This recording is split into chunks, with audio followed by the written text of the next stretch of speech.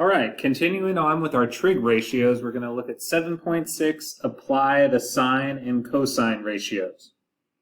So starting with sine, if we've got our right triangle, we've got vertices of A, B, and C.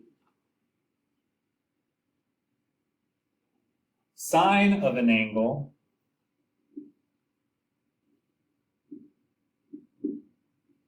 remember one of our acute angles, so either B or C, is going to be equal to the opposite leg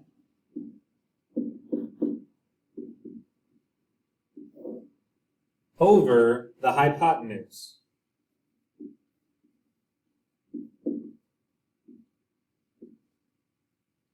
So sine is opposite over hypotenuse. Then looking at cosine ratio, again, we've got a right triangle. Our vertices of A, B, and C. The cosine of an angle, one of our acute angles, will equal the adjacent leg over the hypotenuse.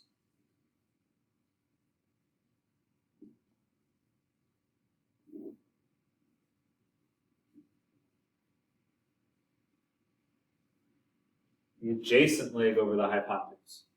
So remember, opposite leg is opposite whatever angle. So if this was in our sine ratio, if we were doing sine of angle C, our opposite leg would be BA, all the way across the triangle.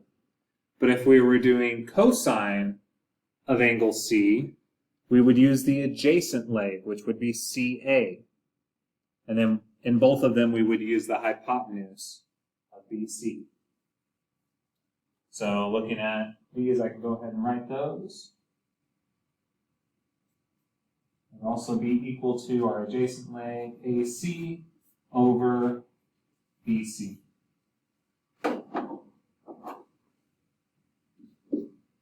And over here with sine, we would have AB over BC. And sine of whatever angle we're using. So that was specifically with angle C. I guess I should have wrote that down. Let's do that. This would be specifically angle C.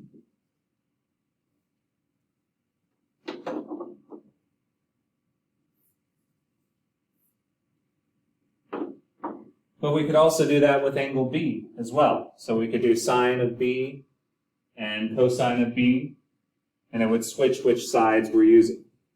So how are we going to memorize the relationships for the trig ratios? Remember, we've got sine, cosine, tangent. How are we going to remember which one's opposite over adjacent, which one's adjacent over hypotenuse, which one's opposite over hypotenuse?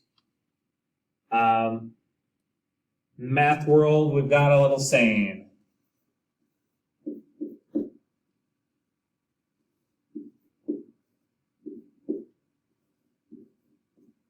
Sohcahtoa. So I actually spelled that wrong. Erase that. Apparently, I don't even remember it. Just kidding, I do. All right, so Sohcahtoa. This would be for sine, cosine, and tangent.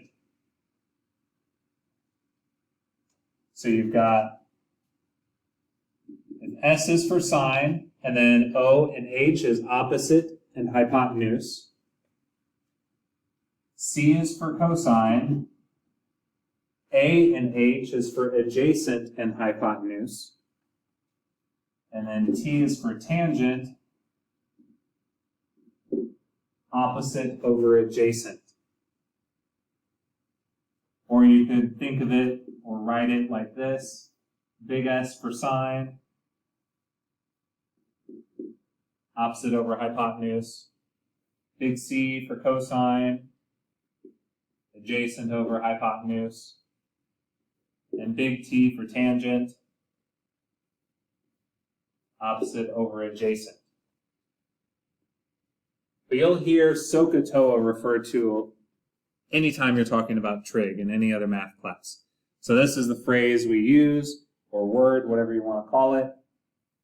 So as funny as it sounds, Sohcahtoa, that's what we use to help remember what legs or what sides of the triangle we need to use with which, sine, cosine, and tangent. Opposite, hypotenuse, or adjacent, which one on top and bottom, we use Sohcahtoa.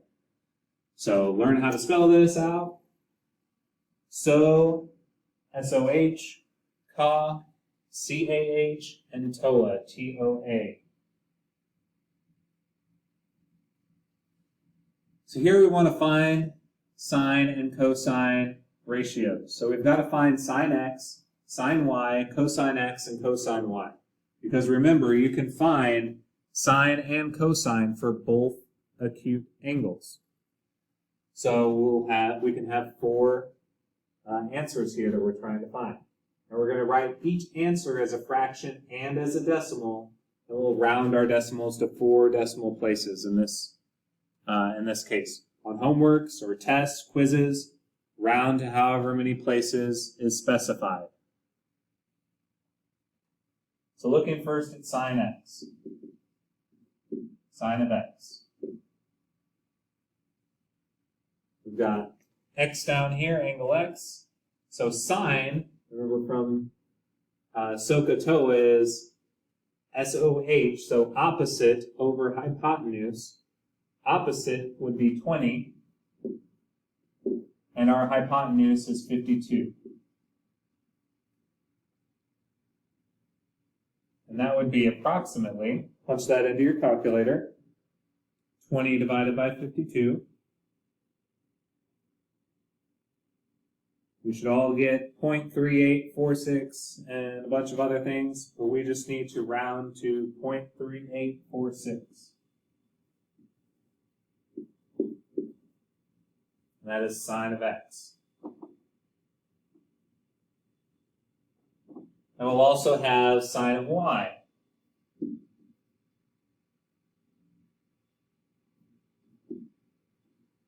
And again, we're using opposite over adjacent. So opposite of y, though, is 48. Or opposite over hypotenuse. I said adjacent. But 48 is our opposite side. And then hypotenuse is 52. So that's our answer as a fraction, but we want it as a decimal also. So 48 divided by 52. It's going to give us 0.9231 rounded to 4 decimal places. 0.939231.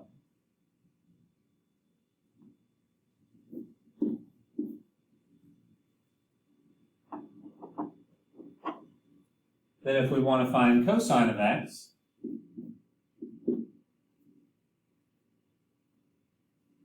we'll use adjacent over hypotenuse. So adjacent, the leg adjacent to angle x is 48.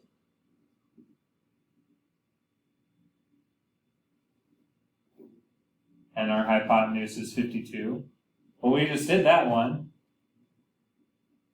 That gives us the same thing, 0.9231. So our sine of one angle, one of our acute angles, is going to be equal to the cosine of our other acute angle. So then cosine y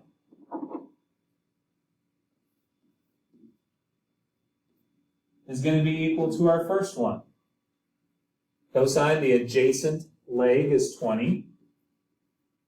And our hypotenuse hasn't changed. It's still just 52. So that gives me 0.3846.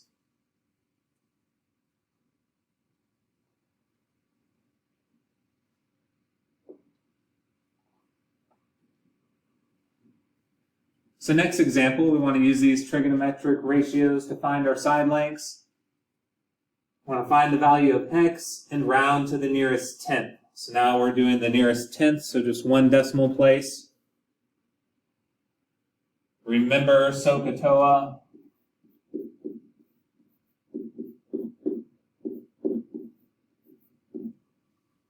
Sohcahtoa. X is our hypotenuse. We have an angle of 29 degrees, and we know the leg that is adjacent to 29 degrees. So think about which we should use. Sine, cosine, tangent. We're going to want to use cosine because we have one that is adjacent to it. So cosine of 29 is going to be equal to adjacent over hypotenuse, A over H, so 18 over X. And then we just need to work to get X by itself. To do that, we need to move X to the other side of the equal sign and then divide cosine 29 back across. So I'll multiply by X on both sides. It gives me X times cosine 29. Cosine of 29 equals 18. And then divide by the cosine of 29.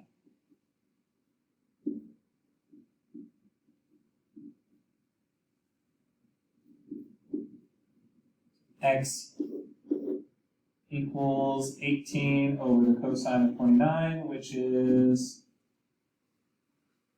we put into our calculator,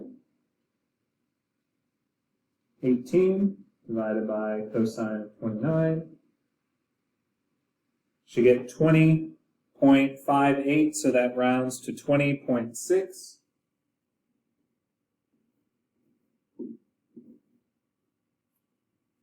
For the value of X.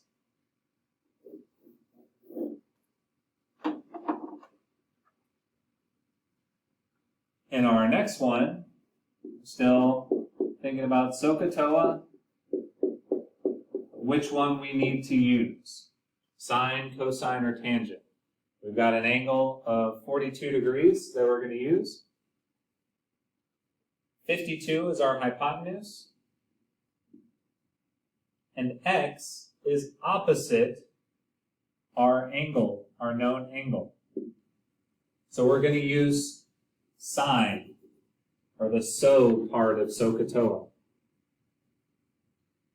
So filling those in, I'll be finding the sine of 42, which is equal to opposite, which is X, over our hypotenuse, which is 52.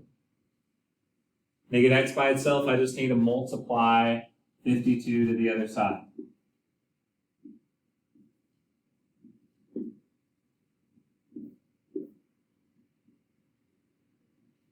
So 52 times sine of 42 will equal X. So plugging that into your calculator, 52 times sine of 42 will give us 34.79479 and a bunch of other numbers, so we can just round that to X is approximately 34.8.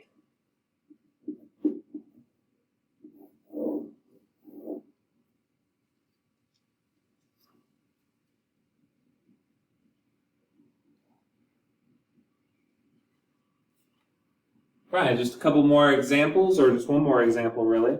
But looking at these angles. So if we see this picture of the person down on the beach looking up at the person up on the hill, or up on the bluff. If you're looking at an object, the angle your line of sight makes with a horizontal line is called the angle of elevation.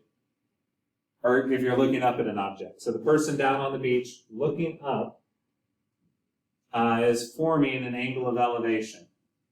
The person that's looking down, we would call that angle of depression. So if they were looking straight out across the sky, the angle that's made by them tilting their head down and looking down would be an angle of depression.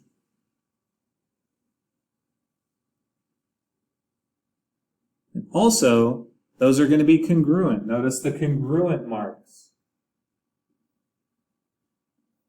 Because those are alternate interior angles.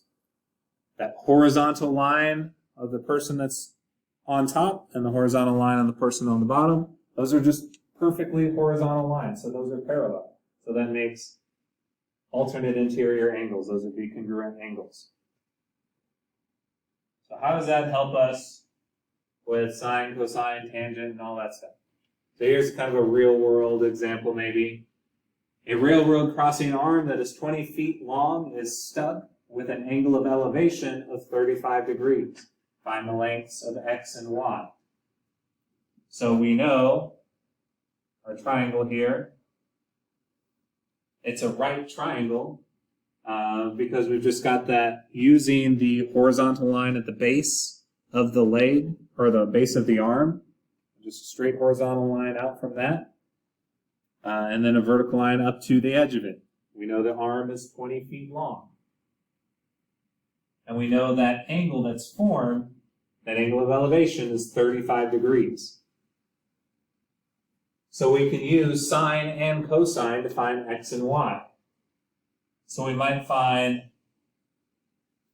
we do sine of 35,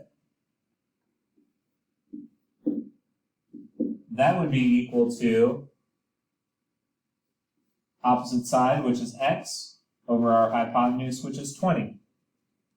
We can multiply 20 to the other side.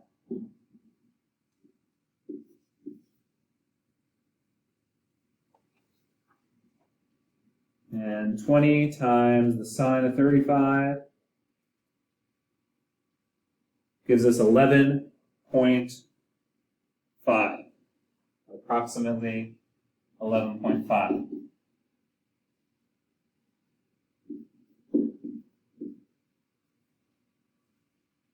So we found, in feet, we should label that too. So we're able to find x. We want to find y, and we know 35 degrees. We can use cosine.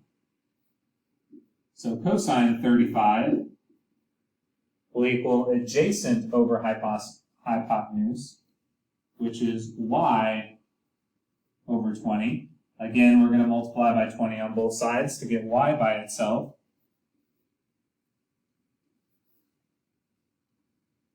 So y will come out to approximately 16.4.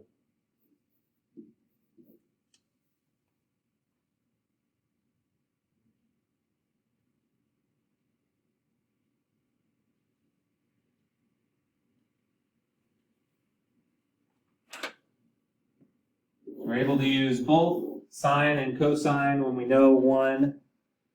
When you know one angle, you can use sine and cosine to find the two legs. So you just need to identify which one you need to use using Sohcahtoa. All right, that is it for the notes. Make sure you do the homework.